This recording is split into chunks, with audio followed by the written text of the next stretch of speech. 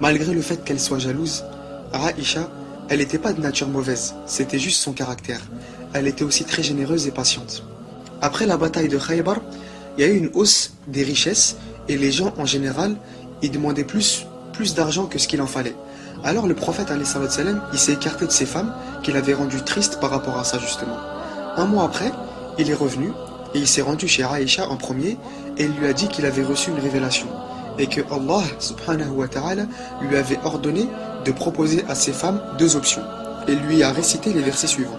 يا أيها النبي قل لأزواجك إن كنتن تردن الحياة الدنيا وزينتها فتعالين أمتعكن وأسرحكن سراحا جميلا وإن كنتن تردن الله ورسوله والدار الآخرة فإن الله أعد للمحسنات منكن أجرا عظيما. Aïcha, elle lui a dit, en effet, je désire Allah, son prophète et la demeure dernière. Et toutes les autres épouses ont suivi sa réponse.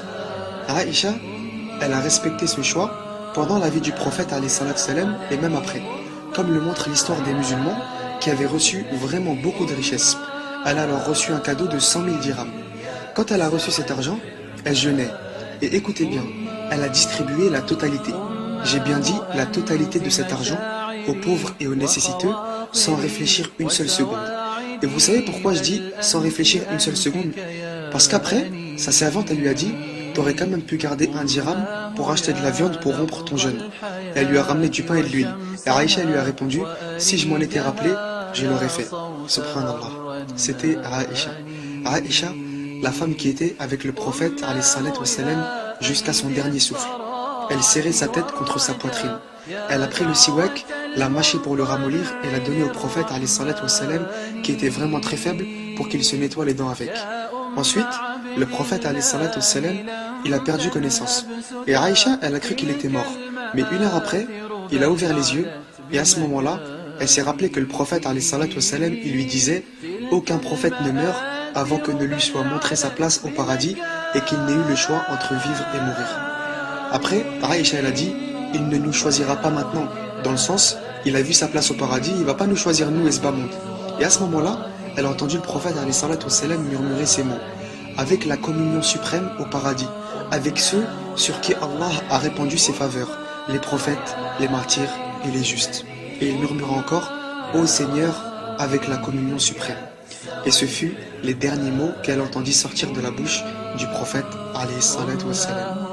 Après la mort du prophète alayhi salatu wassalam, Aïcha, elle a passé l'essentiel de son temps à apprendre et comprendre le Coran et la Sunna.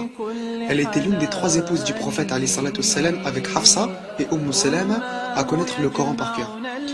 Et elle possédait d'ailleurs son propre exemplaire du Coran.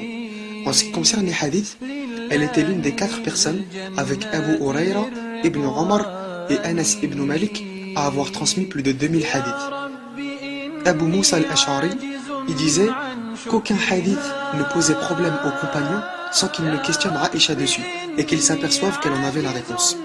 Elle avait un très grand savoir qui allait de la science du hadith jusqu'au fiqh, la jurisprudence, en passant par l'héritage, la poésie, la généalogie et même la médecine, subhanallah.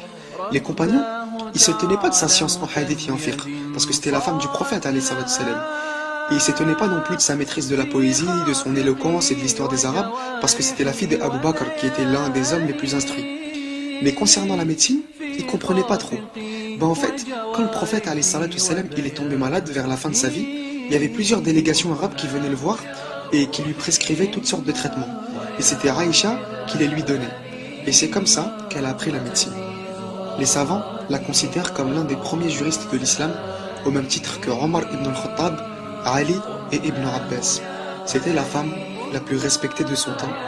Elle est morte pendant le mois de Ramadan et pendant qu'elle enseignait, elle a été enterrée au cimetière de Médine avec bon nombre de compagnons et une autre montagne de science s'est alors envolée. هذا ما أعلم والله أعلى وأعلم سبحانك اللهم وبحمدك أشهد أن لا إله إلا أنت أستغفرك وأتوب إليك. السلام عليكم ورحمة الله وبركاته.